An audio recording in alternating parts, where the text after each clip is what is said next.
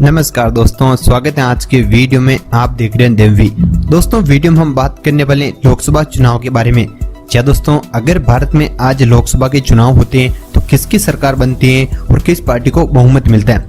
क्या दोस्तों, पिछले कुछ आंकड़ों के आधार पर हमने एक रिपोर्ट तैयार की। हमारा एक अनुमान है कि इस तरह से अगर रहता है तो इन राज्यों में इस पार्टी को इतनी सीटें मिल सकती हैं। क्या दोस्तों, आप भी इस वीडियो के एंड तक जरूर वॉच कीजिएगा और वीडियो के कमेंट बॉक्स में आपकी क्या राय है। क्या दोस्तों, आज की क्या स्थिति है? क्या मोदी सरकार तीसरी बार अपनी सरकार बना पाएगी, यानी कि बीजेपी हैट्रिक लगा पाएगी, केंद्र पर अपनी सरकार बना पाएगी तीसरी बार? जरूर कमेंट कीजिएगा। या इस बार यूपीए अच्छा प्रदर्शन करने वाला है, क्योंकि पिछले दो लोकसभा चुनाव में यूपीए की बुरी हालत हुई थी 2014 और 2019 में। लेकिन 2024 में जो अगले लोकसभा के चुनाव होने वाले हैं उसमें किस तरह का प्रदर्शन रह सकते हैं? दोस्तों, कुछ आंकड़ों पर हम सबसे पहले नजर डाल लेते हैं, जहां पर सबसे पहले हम बात करेंगे 2019 के बारे में। अच्छा दोस्तों, 2019 का जो मैप है वो आप देख सकते हैं किस तरह से पूरे भारत में आपको भगवा कलर दिख रहा है। यहाँ पर बीजेपी ने जीत हासिल की। अगर आप मैप को अच्छे से देखोगे तो उत्तर भारत में देखो तो सारे राज्यों में लगभग बीजेपी का दबदबा हमें देखने को मिलेगा। राजस्थान, गुजरात वगैरह इन सभी राज्यों में बीजेपी ने बहुत ही धमाकेदार प्रदर्शन किया था। इसके अलावा हम दक्षिण भारत की तरफ थोड़ी सी नजर डाल लें तो वहां पर बीजेपी का दबदबा हमें कम दिखाई देगा, यानी कि जो बीजेपी की ताकत है वो उत्तर भारत में है। अच्छा दोस्तों, गुजरात, राजस्थान, दिल्ली वगैरह यहाँ पर बीजेपी लोकसभा में बहुत ही अच्छा प्रदर्शन करती है। 2014 और 2019 की बात करूं, 2019 में जहां बीजेपी को 303 सीटें मिली थी, कांग्रेस को मात्र 52 सीटें मिली थी और डीएमके को 23 सीटें मिली थी। इसके अलावा तृणमूल कांग्रेस को 22 सीटें मिली थी। अच्छा दोस्तों, ये 2019 का आंकड़ा आपके सामने है। किस तरह से 2014 से भी अच्छा प्रदर्शन करते हुए लगातार दूसरी बार बीजेपी ने केंद्र में अपनी सरकार बनाई थी और 303 सीटें जीती थी। आपको बता दूं कि किसी भी पार्टी को केंद्र में सरकार बनाने के लिए 272 सीटों की आवश्यकता होती है और बीजेपी ने अपने दम पर 303 सीटें जीती। इसके अलावा ये भी जरूरी है कि उस समय विधानसभा चुनाव में किस तरह से बीजेपी प्रदर्शन कर रही थी।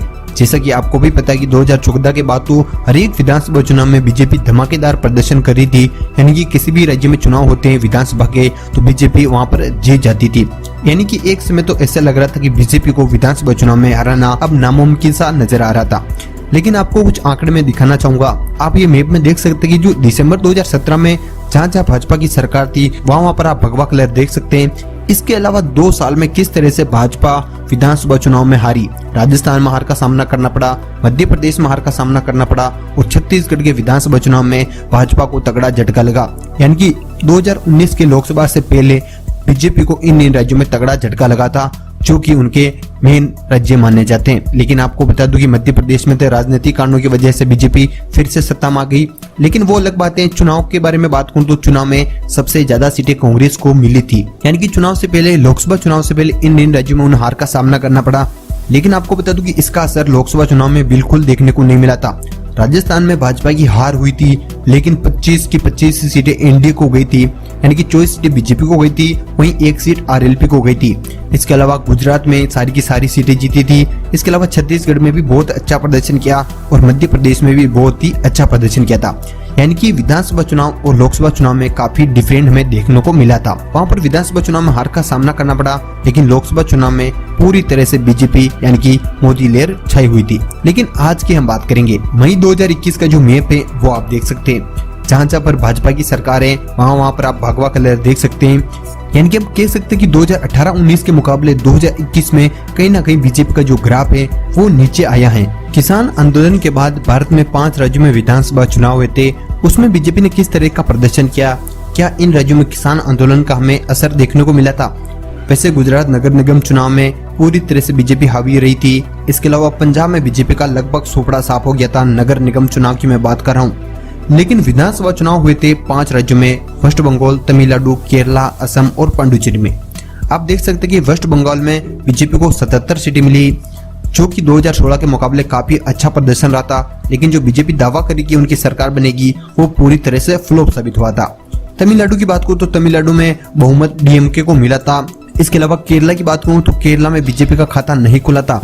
जी दोस्तों, 2016 में 1 सीट मिली थी, जो कि 2021 के आते आते वो भी उनके खाते से चली गई। इसके अलावा असम में बीजेपी ने धमाकेदार प्रदर्शन किया और 126 में से 75 सीटें उनके खाते में गई थी। दोस्तों इसके अलावा पांडुचेरी में बीजेपी का अच्छा प्रदर्शन रहा था। क्या दोस्तों उनकी सहयोगी पार्टियों के साथ मिलकर वो सरकार बना पाई। क्या दोस्तों यानी कि किसान आंदोलन के बाद जो मिला जुला प्रदर्शन रहा था, तो क्या आने वाले लोकसभा चुनाव में एक बार फिर से बीजेपी अपनी सरकार बनाने जा रही है। दोस्तों इस पर आपकी क्या राय है, हमें जरूर कमेंट करके जवाब दीजिएगा। जी दोस्तों वीडियो को पूरा देखने के लिए आपका बहुत बहुत धन्यवाद। अभी तक चैनल को नहीं किया सब्सक्राइब तो फटाफट से कर दीजिएगा।